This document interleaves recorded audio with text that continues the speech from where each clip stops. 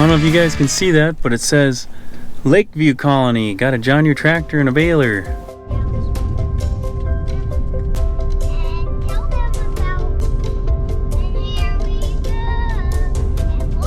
Here's their own elevator system. This is it.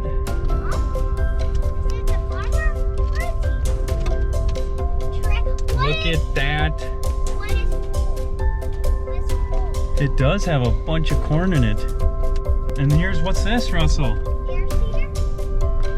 Yeah, we've done some work on that one. They've got 30-point notch discs on here. Pro Stitch closing wheels, which by the way, they make the Pro Stitches here.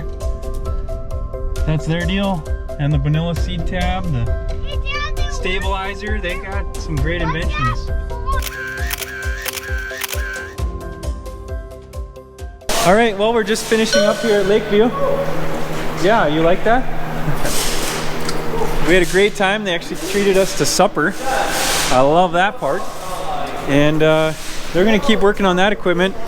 We got some goodies, some wheels, some new products that we're gonna show you guys. So we're excited about that. But we gotta get going. We're a little behind again. Got to visit 2 more farms tonight yet. And it's already 7, so we got to get moving. You ready, Russell? Ready to bomb down the road? Let's do this. Hop in. Well, that's a wrap for day number 2. I actually didn't get to all the visits I needed to do. I've got to do one more in Dallas, South Dakota. I had to come to Winter, South Dakota, and just stop for the night. It's already 11 o'clock at night and just got too late. I have too much fun with guys inspecting and we're making a plan with them. But we got a couple guys, their drills figured out what we're gonna do and how to get it up to a good performing condition. And I know my little guy's been conked out here for a while, so we'll all get inside and into bed and on with our day tomorrow. So overall, good day. Looking forward to good day number 3. Hopefully we can get everything done before I need to be back late tomorrow night and go from there. Do you like it? Well, good morning. It is the 3rd day, Thursday, and we didn't get this farmer visited. It was actually 11 p.m. and he had finished harvesting corn for the night at 10 and decided he was going to hang it up for the night, and I agree, that was the right choice for us not to make it any later. So we stayed in a hotel 20 miles west of here in Winter. We're back in Dallas. We got some deer over there, Russell. Where? I know you can't see it, but we're gonna have a good day. I think it's gonna be a real nice day. A high of like 80 again, so wonderful weather. We gotta get a lot of traveling done. And a lot of farmers visited. It's like that so farmers can farm. Yeah, the good weather is good for farmers to farm. That's right. We must be getting close here. I see some bins.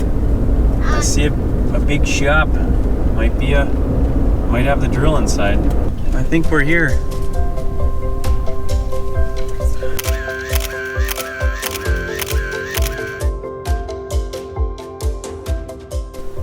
Well, that was fast. We inspected the drill here and we're gonna be on our way. We got a lot to do here. This stop was supposed to be done yesterday, as I said. So we will be in a good place to make it farther down the road today. Let's go.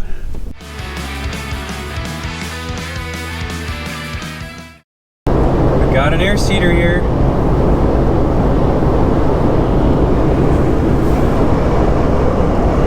Seeding.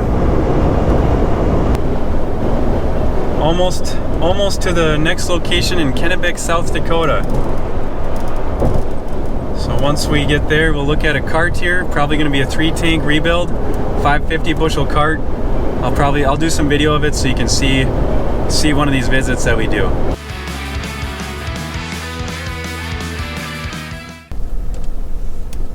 Okay, we got one of our air seeders over here. That's the smaller of the two. That's the 430, I think. Oh, we got 3 air seeders. So we got one over here as well. And I believe this is the 550 he told me about. That's the one we're going to be inspecting for a full rebuild, at least first. I'll try to inspect this while the little guy's sleeping. What a beautiful day. Can't complain about this. We had snow and it was like 10 degrees a week ago, it felt like. But here it is, starting from the back. This is a hydraulic drive, section command ready. This is pretty common when you're running a lot of fertilizer. You've got some corrosion happening here. But check this out, guys. Fertilizer gets in this air chamber behind the cavity for the meter housing. There's an air chamber in here where the pressurized air comes up and into the tank. And that dust will just sit in here and corrode. That's packed full of fertilizer dust, and it's just eating right through the housing. The tubes will corrode right where they connect into the manifolds. This guy definitely could use a full rebuild. I would do a full tube kit as well. We've got corrosion starting here. These S tubes aren't bad, but it won't take long for them to be bad. You can see here, this one's corroding bad. You see that there, it's popped. These slide selectors likely won't want to work. They'll get sticky. You see how that roll pin there is already sheared off. Should be a roll pin in there. So we supply stainless roll pins with a stainless washer so that hopefully doesn't happen anymore. Rear tank's pretty rough too. But man, this cart is only 5 years old, you guys. I think it's less than 5 years old. And it's already got that corrosion. It looks nice. The paint looks good on the frame. So once we change out those meter housings, this thing's gonna be rocking and rolling for a long time. Just check on making sure the little guy's still sleeping. We got in pretty late last night, so.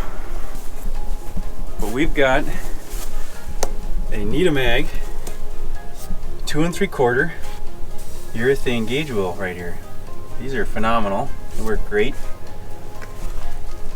Discs are new on this guy too. Oh, look at that. See how this pivot doesn't want to go down this wheel? It's sticky. That's pretty common. And here's why, guys. This residue just sits in here. It builds up and it just sits in there, and as you're, see, here's the pivot right there, and I'll move the arm. So as your arm is working up and down, that dirt just wants to get in. It's laying on top trying to work its way in. Very little slop side to side, still rotating freely. Same here.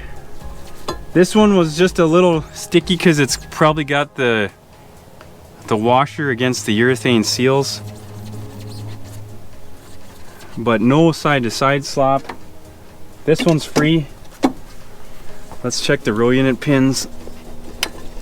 These pins are really tight still, so those are good. So yeah, this drill is in very good condition. Gotten a lot of good use out of it, even with this rebuild. Let's see what his boots do. His boot slop is not there. There is no boot slop. So these are the Needham boots as well, with the bushing right in here. It's hard to see, but there is a bushing in there. The 430 bushel toe behind. This is an 8-run double shoot, but that doesn't make sense. These 43 footers are always 6-run. So somebody spec'd it out as an 8-run from the factory, which was dumb. Extra cost for no reason. All they did was cap the inside 2 runs. These 43 foot 1895s always have a 6-run double shoot setup.